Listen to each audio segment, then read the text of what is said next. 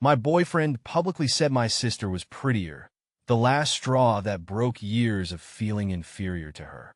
My name's Lily, I'm 25, and I'm that girl. The one who's always standing in the shadow of someone brighter, shinier, better. In my case, that someone is my older sister, Emma. Growing up, my family was, well, we were pretty average. Middle-class neighborhood, backyard barbecues, the whole American dream thing.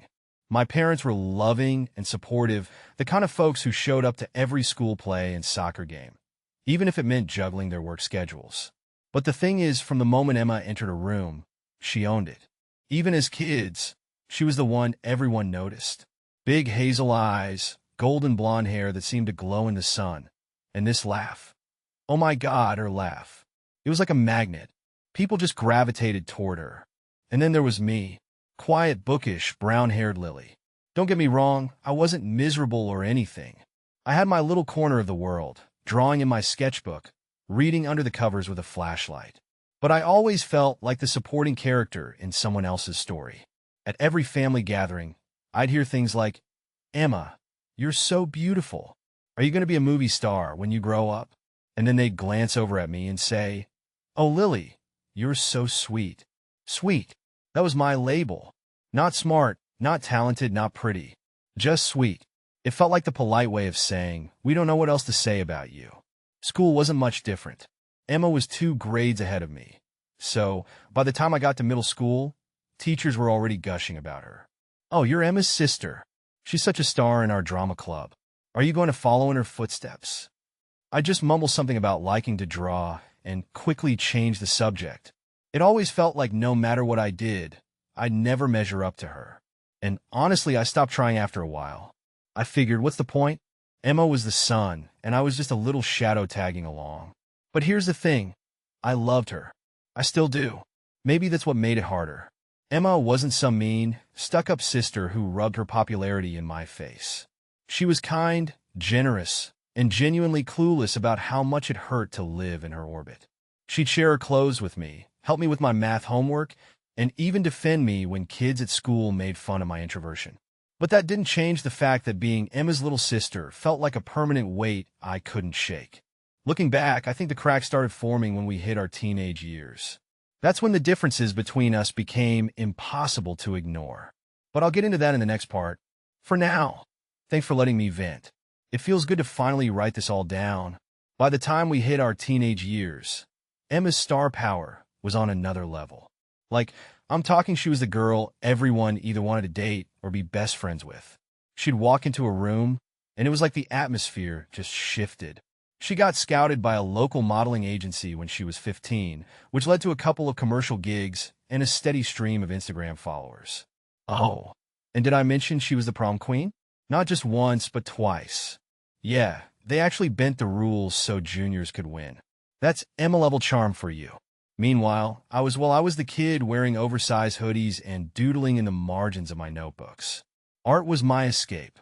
I'd spend hours sketching in my room, losing myself in the worlds I created on paper. It felt safe. Nobody could compare me to Emma there, because it was just me and my pencils. I even joined the art club in high school, which was probably the only time I felt like I belonged somewhere. But even then, there'd be moments, like when someone would see me in the hallway and ask, "Wait, are you Emma's sister? Why don't you look alike?" It was like a constant reminder that I was always being measured against her, and I'd come up short every time. The worst part? It wasn't just strangers or classmates. Even at home, it felt like a comparison game I was destined to lose. My parents didn't mean to do it. They really didn't, but they couldn't help themselves. My mom would gush about Emma's modeling gigs, or how she aced her audition for the school musical. My dad would proudly show off her latest Instagram post to relatives, saying, "Can you believe this? Our Emma's going places." And then they'd turn to me and say something like, "Lily, how's that art project coming along? You're so creative." It wasn't that they didn't care about me. They did. It's just their pride in Emma was so big, it sometimes felt like there wasn't much left for me. Things didn't exactly improve when Emma started getting invited to industry events. She was 17, and I was 15, and I remember one night so vividly. She'd been asked to attend some fancy party in LA with her agency, and my parents were over the moon. Emma came downstairs in this gorgeous dress, her hair and makeup done professionally, and she looked like a friggin' movie star. I remember sitting on the couch in my pajamas, holding a bowl of cereal, and just feeling so invisible. My mom was fussing over Emma, fixing her earrings and telling her how stunning she looked, and then she glanced at me and said, "Lily, maybe one day you can help Emma with her portfolio. You're so artistic. Imagine designing a logo for her brand." Like I was supposed to be her assistant or something. I laughed it off at the time, but inside I was simmering. It wasn't Emma's fault, of course. She didn't ask to be put on a pedestal. But I couldn't help resenting her a little. It felt like no matter what I did, I'd always be stuck in her shadow, like my only purpose was to make her shine brighter. I know that sounds dramatic, but hey, welcome to the mind of a teenager. And then came college. That's when things got complicated. I went to a small liberal arts school in Oregon, while Emma stayed in California to focus on her modeling and acting career. Being away from her was both a relief and a weird kind of loss. For the first time, I had a chance to figure out who I was without the constant Emma's sister label. I threw myself into my art classes, made a few close friends, and even started feeling like maybe, just maybe, I had something unique to offer the world. That's when I met Mark. Mark was one of those guys who seemed like he'd walked straight out of a rom-com. He had this messy, curly hair and a smile that made you feel like you were the only person in the room. We met in a creative writing workshop during my sophomore year, and we clicked almost immediately. He loved literature and film, and we'd spend hours geeking out over our favorite books and movies. For the first time in my life, I felt like someone saw me. Not Emma's sister, not the quiet girl in the background, just Lily. Things were great for a while. Mark was sweet and supportive, and he seemed genuinely interested in my art. He'd even come to my exhibitions and hype me up to his friends. But then, one night, everything came crashing down. It was during a party at his apartment. We were hanging out with his friends, drinking cheap wine, and playing some ridiculous card game. Someone asked how we'd met, and Mark started gushing about how Lily's so talented and creative. She's literally the most artistic person I know. I was blushing like crazy, feeling all warm and appreciated, until one of his friends asked if I had any siblings. "Oh yeah," Mark said, laughing a little. "She has an older sister. Total knockout. Like, model-level gorgeous. I'll show you a picture. Hold on." And then he pulled out his phone, scrolled through my Instagram, and showed them Emma. I froze. I don't even know how to describe the feeling. It was like someone had punched me in the stomach. His friends were oohing and ahhing over the photo, saying things like, "Wow, she's stunning," and "No offense, but are you sure you two are related?" And Mark just laughed it off, like it was no big deal. The rest of the night is kind of a blur. I remember slipping out of the room at some point and locking myself in the bathroom, my hands shaking as I stared at my reflection in the mirror.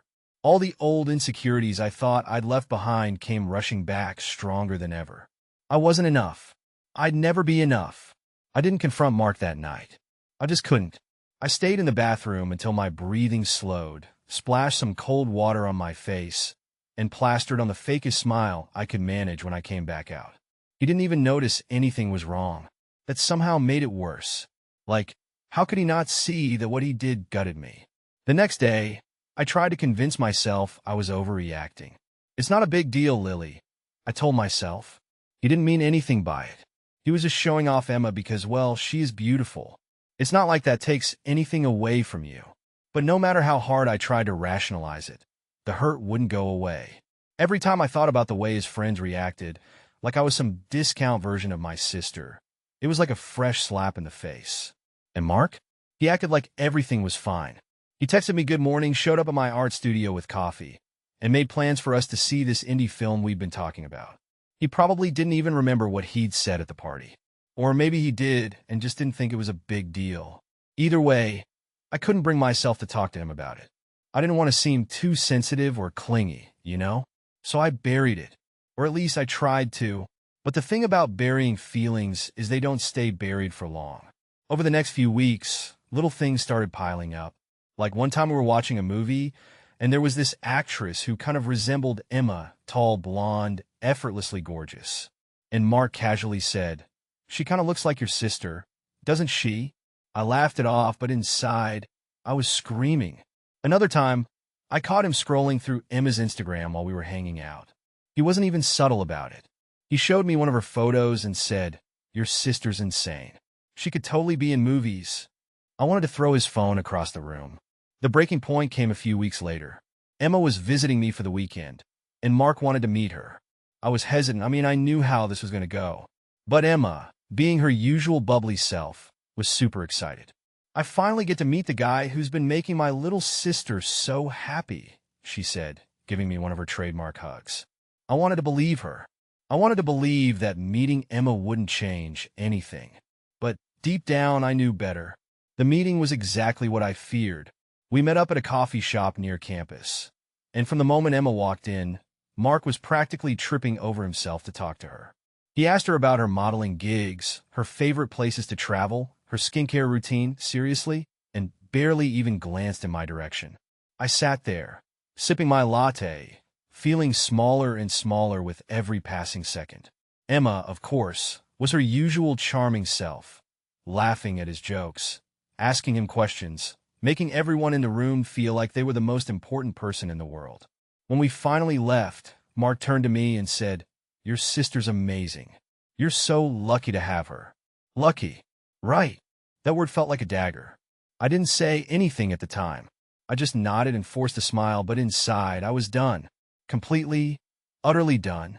That night, after Emma went to bed, I finally let myself break down. All the years of feeling less than, all the times I'd been compared to her, all the moments where I felt like my only worth was tied to being Emma's sister. It all came crashing down. And Mark? He wasn't the real problem. He was just the final straw. The next day, I told him we needed to talk. We met up in the park, and I could tell he knew something was wrong. I started slow, explaining how his comments about Emma had hurt me, how they'd brought up years of insecurities I'd been trying to work through. At first, he seemed genuinely sorry. He said he didn't mean to hurt me, that he thought he was just being honest. But then he said, "Lily, you're overthinking this. I love you for who you are. Just because your sister's beautiful doesn't mean you're not." And that was it.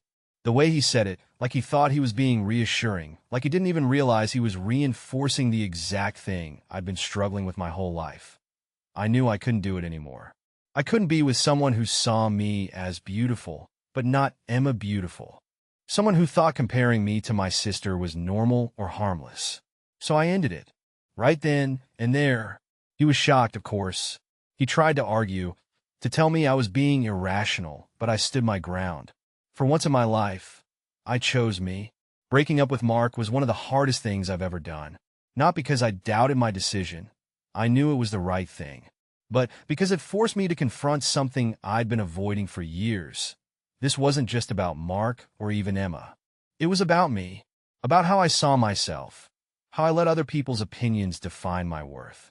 Walking away from that relationship wasn't just about leaving Mark. It was about finally starting to unchain myself from all the baggage I'd been carrying. The days after the breakup were rough. I cried a lot. I second-guessed myself more times than I can count. But then something shifted.